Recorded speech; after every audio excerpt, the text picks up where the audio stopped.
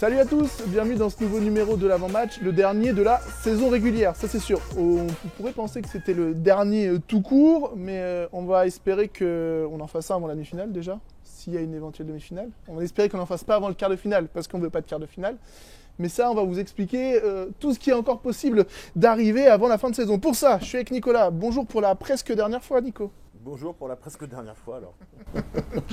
On va déjà revenir avant de vous parler du match contre Cherbourg qui aura lieu samedi, du match de vendredi dernier face à Frontignan. Un sacré match de hand.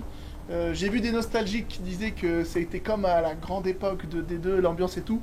Moi je trouve que c'était encore un cran au-dessus. Ah, c'était une belle ambiance. Une belle ambiance et moi j'ai beaucoup aimé le match. Ouais. Dans l'intensité, dans le fait qu'on a vu des joueurs qui couraient beaucoup. Voilà, en tout cas, d'un point de vue individuel, mais aussi en discutant avec les gens après, voilà, le match était vraiment apprécié. Il faut deux bonnes équipes pour faire un match. Exactement. C'est-à-dire que le jeu de Frontignan a joué extrêmement rapidement. Hein, il prenait un but, c'était pas très grave, on avait l'impression, il fallait qu'il joue vite. Voilà, ça met beaucoup de rythme dans ce match et du coup, les Sarranais sont plutôt bien tirés. Une équipe qu'on n'a pas trop envie de retrouver en play-off avec un long déplacement, etc. En tout cas, au-delà du déplacement lui-même, c'est que c'est une équipe qui a des vraies qualités. On l'a encore vu, hein, le match n'était pas si simple. Et heureusement qu'on a eu un grand Dan Tepper aussi samedi. C'était mon point suivant, Dan Tepper qui fait 8 arrêts en 24 minutes, je crois, cumulé aux 8 buts d'Antoine Blanc et aux 9 buts d'Adrien Ramon. J'aurai une petite stat après à vous donner sur Ramon. Ces trois-là, en tout cas, ont été mis en lumière grâce à leur père. Attendez, chasse les mouches avant. Allez-y. Et l'entrée de Dan. On a regardé un peu le match ensemble, vous disiez à ce moment-là, faut qu'il fasse ses arrêts et ça a été fait. Il fallait à un moment donné que ça bascule, c'est-à-dire que ça se tient, à la mi-temps on est en retard, hein, c'est ça, oui, moins 2, voilà, ça se tient tout le début de deuxième et puis Dan fait que, entre guillemets, ça bascule du bon côté, donc voilà, c'était un élément effectivement important. Adrien Ramon qui marque 9 buts au final, ça lui fait 125 buts cette saison, c'est dans ses meilleures saisons avec Saran. Et la petite stat, c'est qu'il revient à plus que 137 buts du meilleur buteur de l'histoire du club qui est Mathieu Droit. 137 buts. Ouais, 137 buts. Est-ce que c'est jouable? 137 buts. Jusqu'à la fin de la saison, non. Mais en 1 an et 3 matchs. 1 an et 3 matchs, allez, il y a 24 matchs par an, 137, ouais, ça fait. Il faut beaucoup de régularité en tout cas. Ouais, ce serait peut-être. Après, on ne sait pas combien de temps il va jouer, ceci dit. Hein. C'est ça, mais voilà. Ceci dit. Deuxième meilleur buteur du club et 137 buts. L'autre joueur que j'ai mis en avant, c'est Antoine Blanc, 8 buts. Ouais. Antoine Blanc, depuis qu'il a annoncé son départ vers Nancy, il devient encore plus Je ne sais régulier, pas s'il y a un élément. C'est factuel, je ne sais pas si c'est le cas, mais en c'est tout cas, factuel, je l'ai trouvé vraiment bon. Vendredi soir, très solide en défense. Voilà, très précieux. Et puis en attaque, 8 sur 9, c'est ça? Ou 7 sur 8 ou voilà. Donc voilà, un Antoine Blanc, alors c'est rigolo, lui il est en train de monter dans sa saison. Oui.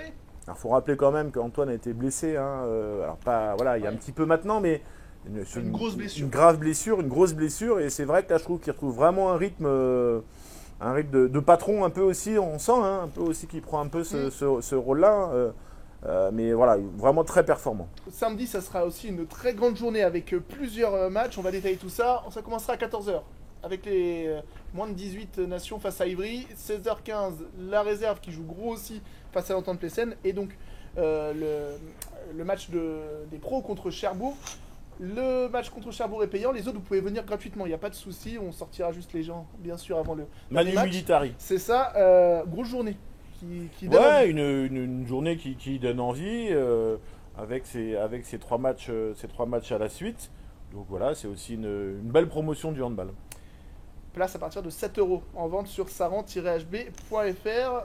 Dépêchez-vous, il y en a encore, mais dépêchez-vous quand même. Un point classement avant de parler de ce match contre Cherbourg donc. Dijon premier 45 points, ils ont repris la tête samedi soir. Saran 44, Tremblay 44, Ponto 43, Frontignan 39. On descend dans le duel de la 6ème place, Caen 29, Billère et Sarrebourg 28, Nancy et Bordeaux 26. Que c'est serré, on commence par le duel en tout cas du haut, avec un calendrier qui va bien puisque Dijon ira à Billère vendredi soir et Tremblay reçoit Valence. Et nous on jouera samedi. En plus on aura un peu les cartes en main. On aura les cartes en main, on les a plus, les cartes en main, ça c'est sûr. En tout cas pour l'accession directe pour la première place. Par contre, voilà, on saura ce qu'on doit absolument faire samedi. De toute manière, ce qui est sûr, c'est qu'il faut que nos Sarranais, nos Septors, gagnent les 2 derniers matchs quoi qu'il arrive. On va pas trop se projeter parce que je sens que ça va nous porter la poisse, mais votre avis sur Billard-Dijon? Est-ce que c'est le même avis que tous les fans sur Facebook depuis 3 jours? Ils sont tous fans de. Il n'y a jamais eu autant de supporters de billard que cette semaine à Saran, ça c'est une certitude. Après, sur la réalité sportive, on a vu pour l'instant Dijon en tout cas dominer ce championnat, même si voilà, ils ont perdu, ils ont repris la première place, mais pour l'instant c'est l'équipe la plus régulière, celle qui a perdu le moins de matchs. Donc voilà, alors on sait aussi la difficulté de pouvoir gagner à Billard, qui est encore en course pour les playoffs.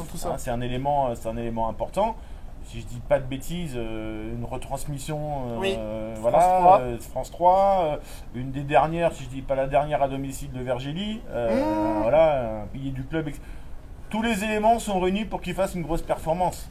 Après, la réalité sportive. J'ai envie de dire, si Dijon gagne ce match-là, ils mériteront l'accession. J'ai envie de dire, quelle que soit l'équipe qui accédera directement, elle le méritera de toute manière. Ça, c'est une certitude. On a vu Dijon, on a vu Tremblay, on voit Saran, on voit même Ponto qui reste des bonnes performances. Donc, quoi qu'il arrive, ça sera une belle équipe.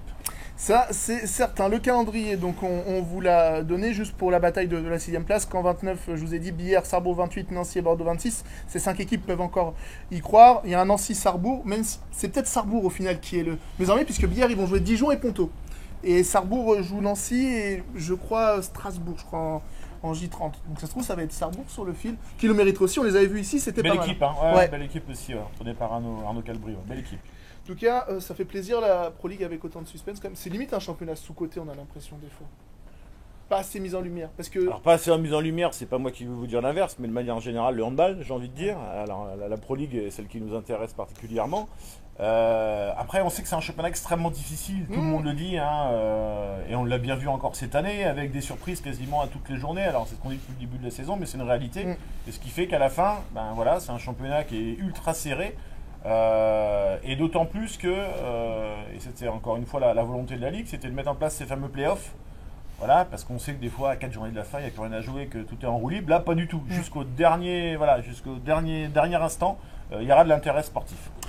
On va parler un petit peu de cette équipe de Cherbourg. Attention notamment à Rizuki, auteur de 160 buts cette saison, sûrement le meilleur joueur cherbourgeois, avec Gauthier Iva, aussi capable de faire de grosses performances. Puis il y a un certain Léger aussi, Antoine Léger qui en ce moment est sur une belle dynamique. Donc, qui quittera le club, fin de saison, direction Villeurbanne. C'est possible. C'est possible, j'ai pas trop suivi, mais ce qui est sûr, c'est que Cherbourg, c'est jamais simple à jouer. Alors encore plus quand c'est chez eux, hein. Il y a une vraie ferveur populaire autour du club. Mais voilà, et comme vous l'avez dit tout à l'heure, en plus on connaîtra les résultats de la veille de tout le monde. Donc surtout ne pas tomber dans du... Voilà, et je fais confiance à Fabien pour mettre les choses, pour garder les choses bien droites, mais voilà, être vraiment à la fois confiant parce qu'on sait que Saran est capable de faire de belles choses et à trouver de la régularité en cette fin de championnat. En même temps, ne pas tomber dans un excès de confiance qui pourrait être préjudiciable. Le plus grand danger, c'est d'avoir un excès de confiance ou de tomber sur une équipe qui est, comme on dit, libérée et qui n'a plus rien à jouer? L'équipe qui est libérée pour moi parce que nos joueurs sont suffisamment intelligents et professionnels pour pas tomber dans cet excès de confiance-là. En tout cas, Saran reste sur 5 victoires de suite. Face à Cherbourg, ça avait été notre bête noire un peu de 3 matchs de suite il y a quelques temps. Ça ne l'est plus, on espère que ça va continuer. Saran qui reste quand même sur 9 victoires sur les 10 derniers matchs, une seule défaite. C'était à Dijon d'un petit but. Juste avant d'accueillir Rémi, un petit mot de la N2, rapide. Rapide mais intéressant. Très intéressant. Je vous conseille d'être là à 16h au Palais. Hein. Puisque là, l'avant-dernier match donc, contre l'Entente Plécenne, ce qui fait que si les Saranais venaient à gagner, ils joueront une finale tout simplement à Villemomble. Et effectivement, s'il emporte sur ces 2 derniers matchs, ça serait une accession à la Nationale 1, l'antichambre du professionnalisme. Donc c'est vraiment encore une grosse victoire ce week-end.